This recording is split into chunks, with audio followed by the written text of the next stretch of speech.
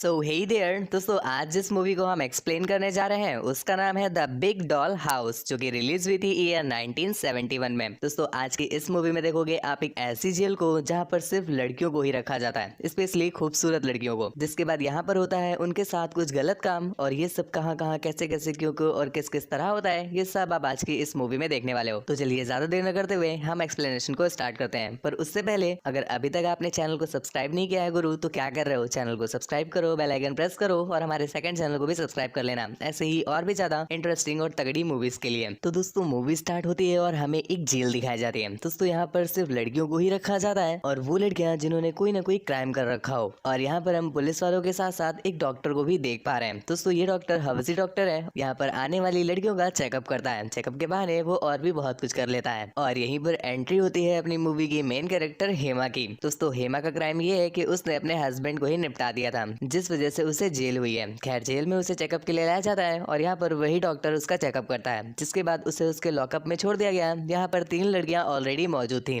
और यहाँ पर बन गई इन चारों की जोड़ी हेमा, जया, रेखा और सुषमा, सबकी पसंद निरमा।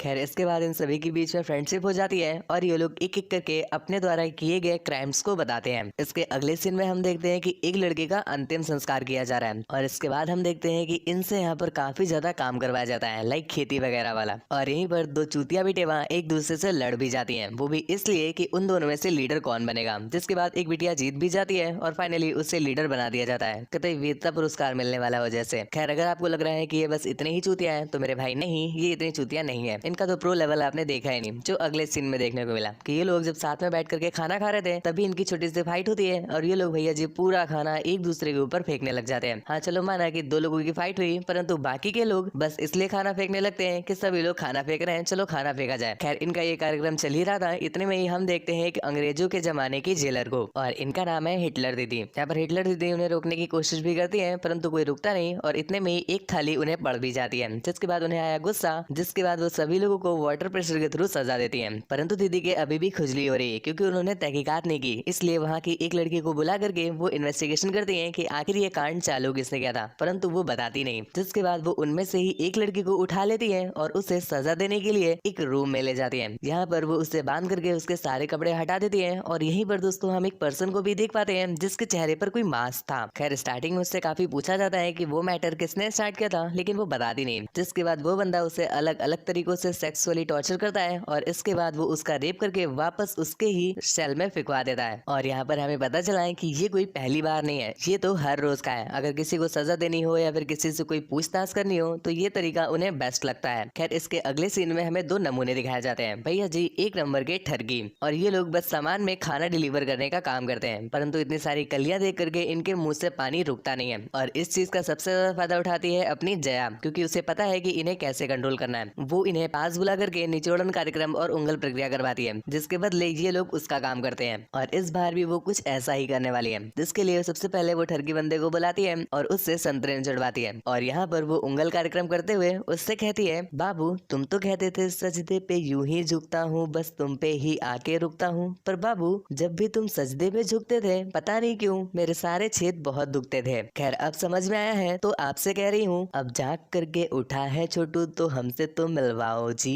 दुनिया वाले क्या बोलेंगे हमसे न शर्माओ जी, अब स्ट्रॉबेरी तो उठाओ जी, शेरवानी तो पहनाओ जी, मेरी छोटी से अपने छोटू की बात तो करवाओ जी, हेलो छोटी नमस्ते, चलिए काम की बात पे आते हैं। अब आप ये पूछेंगे कि मेरे मालिक कितना हिलाते हैं, तो जितना आपकी मालकिन 1 महीने में बहाती है, उतना मेरे मालिक की तो 1 घंटे में ही हो जाती है गुब्बारा, है मूड, लग चुकी है चिंगारी, आप बिना जोड़ों के ही भेज दो, छोटी हो गई हमारी, ओके बाय। तो उसकी ये शायरी सुनने के बाद भैया जी चढ़ गए बिल्कुल आसमान में, और अब तो उन्हें गहरी गुफा की सैर करनी है तो करनी है। जिसके बाद उसने पहाड़ों का पानी भी निकलवाया और फिर अपनी डिमांड रखी। वो चाहती थी कि बाहर जो जेलर पहरा देती है, ये लोग उसे किसी तरह से बेहोश करके अपनी गाड़ी ला करके इन्हें बाहर निकाल दें। स्टार्टिंग में वो बंदा काफी ज्यादा मना करता है, क्योंकि भैया जी हिटलर दीदी को पता चला तो इनकी गंदी तोड़ी जाएगी। परंतु छेद का आकर्षण बाबू भैया, छेद का आकर्षण, ये अच्छे अच्छों की नाक को भी हाँ करवा लेता है। जिसके बाद भैया जी से रहा नहीं जाता और वो हाँ कर ही देते हैं। परंतु भैया जी ये जो उनका प्राइवेट प्लान है, वो ज्यादा देर तक प्राइवेट नहीं रह पाता, और कुछ देर के बाद अपनी हिटलर दीदी को भी इस प्लान के बारे में पता चल गया, जिसलिए उन्होंने हेमा को उठवा लिया और ले गई है सीधा उसी टॉर्चर रूम में। यहाँ पर दूसरी तरफ हम देखते हैं रेखा और सुषमा को।